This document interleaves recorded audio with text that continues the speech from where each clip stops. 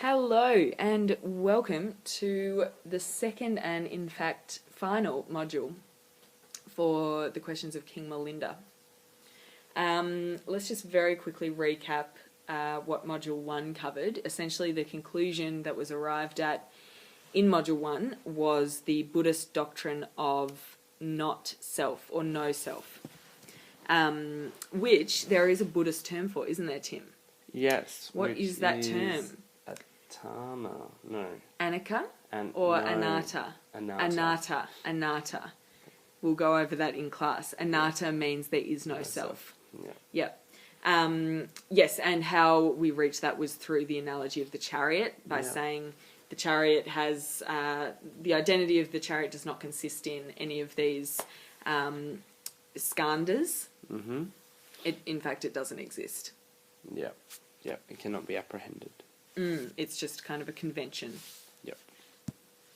So for this module, a couple of key Buddhist terms are on this slide. Mm-hmm. The first one is impermanence, which is another technical Buddhist idea known as anicca. Yep. Which we will cover in class as well, because it's probably good to be using that technical jargon. Anicca. Yeah. So the impermanence, basically, not only do Buddhists believe that there is no self. Well, there's no fixed self. There's no fixed self, but they also believe that the self, or identity... If it is anything. Is just this constant state of change. And flux, Which, in other words, is impermanence. Yeah. It's a constant So state basically, of if you're thinking about those 5 skandhas, they're not saying that we're none of those things altogether, and that they're not important to us. What they're saying is it's just this constantly different and fluctuating combination of those things. Yeah. So that's why Nagasena says it is not that, nor is it not that. Yeah. It's not that, but it's also not that. Yeah. It's neither, it's just impermanent. Yeah. Yeah, weird. Okay, cool. So impermanence and Dharma. Now, Dharma is a very hotly debated kind of Buddhist term because it has several different meanings and no direct translation into English. But it seems that there's kind of 3 meanings I'll briefly touch on. Dharma can mean cosmic law and order. Mm-hmm. It can also be applied to the teachings of the Buddha. So something that Buddha taught would be called a Dharma. But it can also mean phenomenon, right? So what's a phenomenon? An interesting thing that happens, kind of. Yeah. A Dharma can be a phenomenon. And I think that's the definition that is appropriate in this text when we get to it. Yeah. So this is the 4th kind of thread in the course notes, and it's focused, as the heading says here, on rebirth. So this is that whole chariot thing was kind of King Milinda and Nagasena debating or trying to establish whether or not personal identity existed. Mm-hmm. So here Nagasena has kind of owned King Milinda. Everyone's applauding for him, all their followers. And in this section of the text, King Milinda, my reading of it is King Milinda kind of surrenders. He's you're clearly superior to me in your reasoning. I'm just going to ask you all these questions about the implications of what you're saying. Yeah. So he is still in some ways trying to pick it apart a bit more. By saying, well, okay, if there is no fixed self, no self that can be apprehended, and we are just this impermanence with this fluctuation, how does that kind of reconcile? How does that sit alongside our belief in reincarnation? So the big question here, I think, is, well, what is then reincarnated? If there's no fixed self, but we believe you go on to have another life, and that we believe in which rebirth, is a key belief of Buddhism as well. Yeah. How does that belief sit with the fact that there's no fixed self?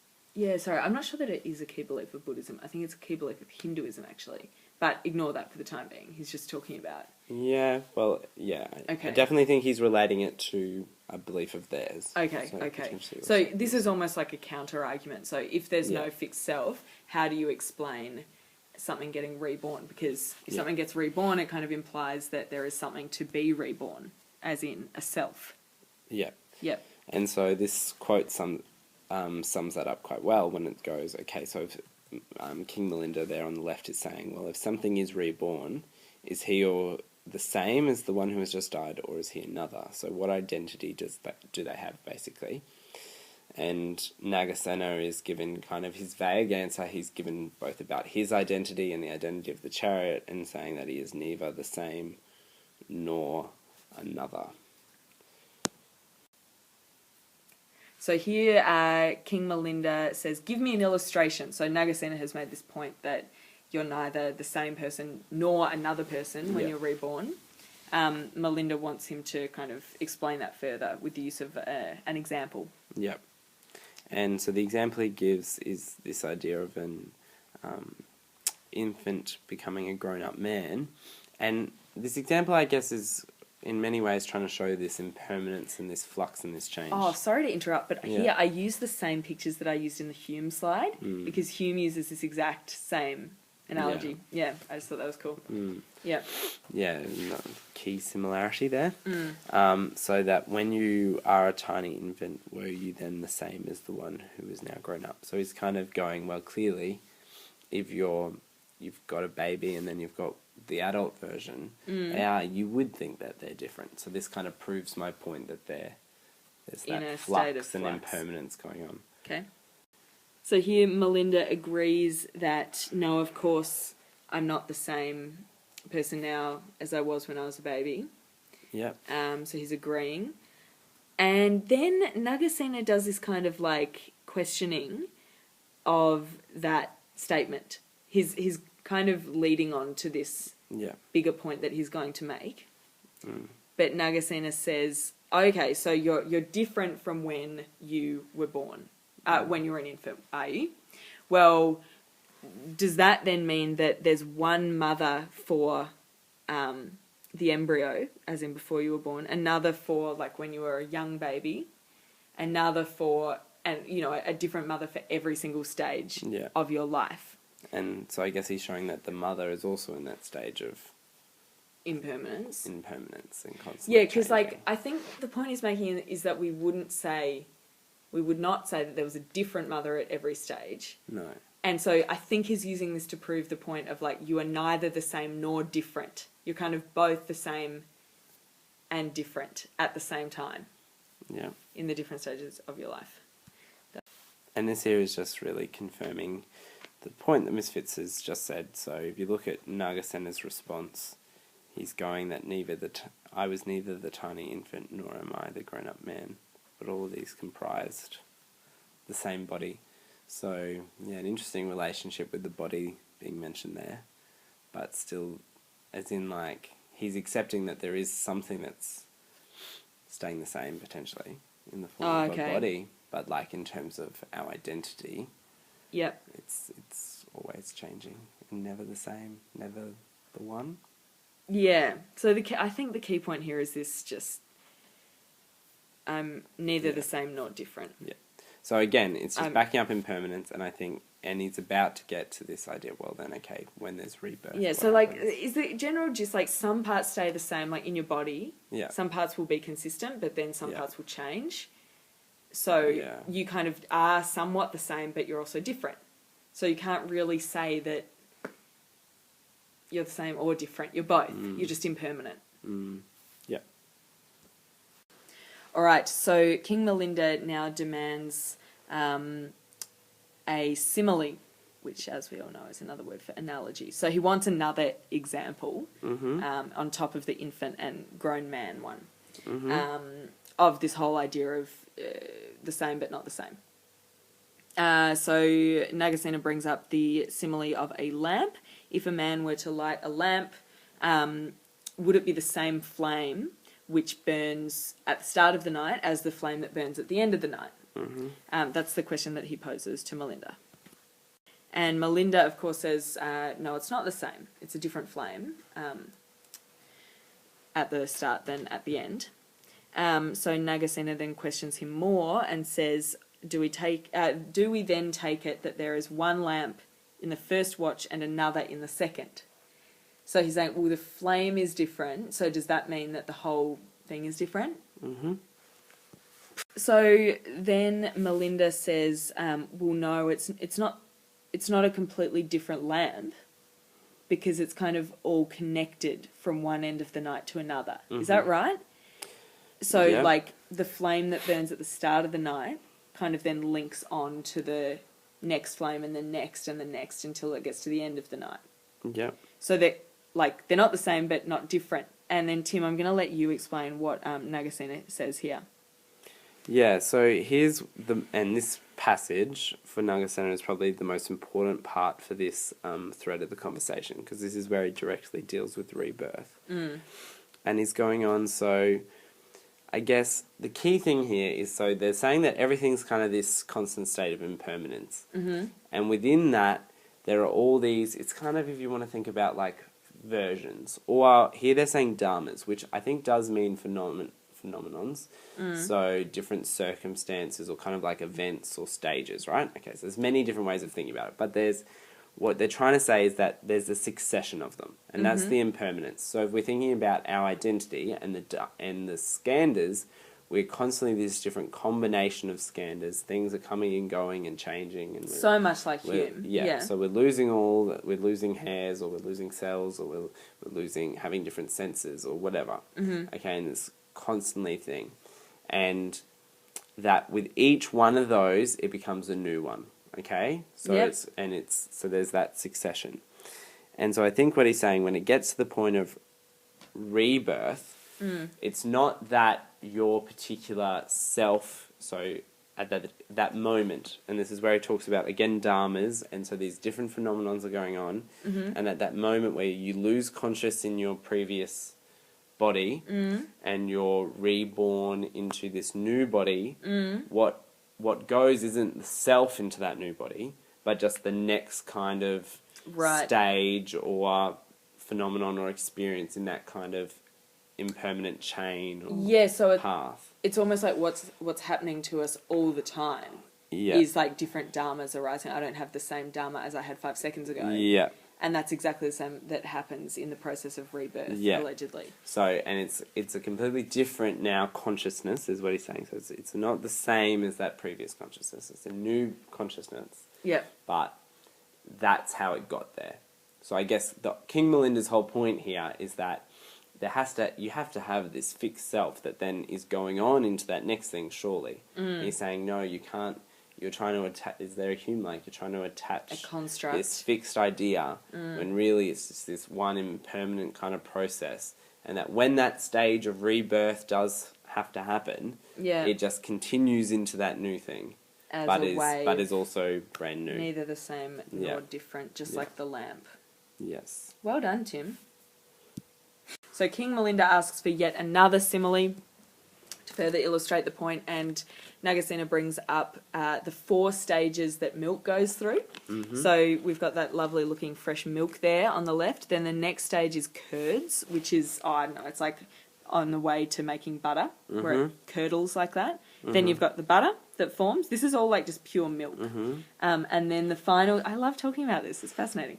Then the final stage is ghee, which is like clarified butter. I don't know what that is, but anyway, so what this is demonstrating is the kind of cause and effect that's going on in that process of impermanence. Yeah, so they say, would it be correct to say that the milk is the same thing as the curds? Well, no, the milk is not the same thing as the curds. They're different. They've changed state. But the curds have been produced because of the milk. So there's that cause and effect, like Hume, causation. Yeah. Cause and effect relationship between one and the other, which again means they're neither the same nor different. So that is similar to how the successive dharmas connect with each other. They're different things, but connected. It's like the milk has been reborn into the curds. Well, that's what it's here to prove. So cool. That and that's what it's showing in terms of that path. So it's always with the rebirth. It's not going into this brand new. It's not going into some random, not being reborn into some random new things. There is an element of control and predictability to it within that impermanence, but based on this idea of cause and effect, which is what's going here. So you will be reborn into a particular thing based on karma, which we're about to touch on, and based on the paths, those 4 paths and stuff like that all play a part. But ultimately it is still not a particular self that's being reborn, it's that next part of the impermanence. Yeah, cool. Yeah. Okay, so this is the 5th and final thread of the conversation for your course notes. And what's happening here is King Milinda's returning to his issue that he's raised earlier to do with morality and saying, well, if there's no self, if you can't be apprehended, Nagasena, then how do you have punishment and reward attached to you? How do you have good outcomes and bad outcomes? And how do you even reach enlightenment, which is the kind of the end of good consequences, reaching enlightenment and stuff like that, if you're not a particular self? Yeah, so the implications of not having personal identity seem to necessitate that you can't attribute moral guilt to anything, because it's like Hume would probably say that, wouldn't he? Like, you can't blame someone. Well, no, Hume doesn't account for it, which is... Oh, he doesn't talk about it? Yeah, that's actually a key evaluation, really, of Hume. Okay, but Locke does. Yeah, Locke does. And Locke would say, like, if you aren't the same person, like if you lose your memories, you shouldn't be blamed for that. So if you aren't the same person, if you're just a constant state of impermanence, how can we blame you for anything? Yeah. Melinda is asking for Nagasena's advice on this matter. Yeah, definitely. Okay, so the key actual Buddhist belief to do with this idea of morality and good and bad consequences is the idea of karma, which is what's being addressed here. And so King Milinda's raising this question about people who are doing evil deeds and whether they're going to be responsible for them.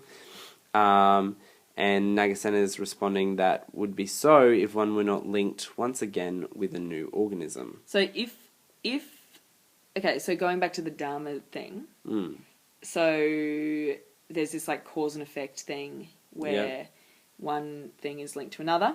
Yep. Within that state of impermanence. Yep. So he's saying every time, like through that cycle of impermanence, you're constantly linked to a new organism, as in living thing. And so I think the point that Nagasena is about to make is the fact that you are then linked with a new organism kind of means that the evil deeds follow you karma, into that. The karma follows you into that new organism. Yeah, definitely. And I think just to quickly clarify, so the karma here means basically just good act equals good consequences, bad act equals bad consequences. Yep. Okay, karma just means cause and effect. Pretty much. Yeah, it doesn't mean like you're predestined or something like that. It's not. Sometimes it's given this kind of broader meaning, but it's apparently very simple. Good act, good consequences. Bad act, bad consequences. Well, we normally think of it as some magical thing like, karma will get you. Yeah. But the reason we say karma will get you is because usually if you do something bad, you bring badness onto you. Yeah, but sometimes people are like, oh, I must have bad karma. Which probably means you've done mean things to people. And they're saying, like, I've been given this bad karma. Like, it's kind of what's been put upon like me. But actually it's something that you've created through your past actions. And it's just a bit more isolated than that, I guess. Yeah. So once again, King Milinda asks for a simile from Nagasena. And Nagasena gives him this simile of the mangoes. Stealing mangoes. So he says, if I steal your mangoes, is that bad? Yes, it's bad. So bad consequence, where's that going to go? But however, why is that bad? Because I'm not stealing the mangoes that you planted. I'm stealing different mangoes, because as we know, everything's in a constant state of impermanence. And also, I am different to the person who stole the mangoes. Yes, and I'm different from the person who planted the mangoes. Yes. We've all changed, so why do we ascribe negative moral force to this action if none of the things are the things that were originally part of this equation. Yeah. Nagasena says, well, the reason that we still call that a bad thing is because the mangoes are linked in that causal cycle. Well, yeah. Is that right? The person, well, not the person, but the thing that did the bad act is linked.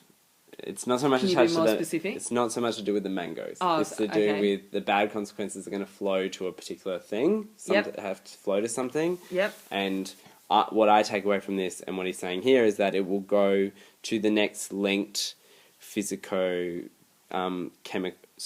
psychophysical organism. Okay, so meaning you steal the mangoes. Yeah. Yesterday. Yeah. So the consequences can never go back to me because I'm constantly going to change, but they are going to go to the kind of impermanent, constant flux version of life. So you've changed since yesterday, and the consequences will follow you into the new version of you. Yeah. In a way. So I think the easiest way of thinking of it is that the consequences attach themselves to the impermanence. Okay? Oh, okay, cool. Yeah. Because really, ultimately, they're not saying that there is absolutely no self. What they're saying is there's no fixed self. There is an impermanent self, so we can think of it as this impermanence that's constantly flowing. And the consequences go with that. They go on that ride. Yeah, okay. So, and that's the reason why you're not freed from the evil deeds committed in a past life. So his theory does account for moral consequences, which is something that Hume's doesn't really do. Yeah.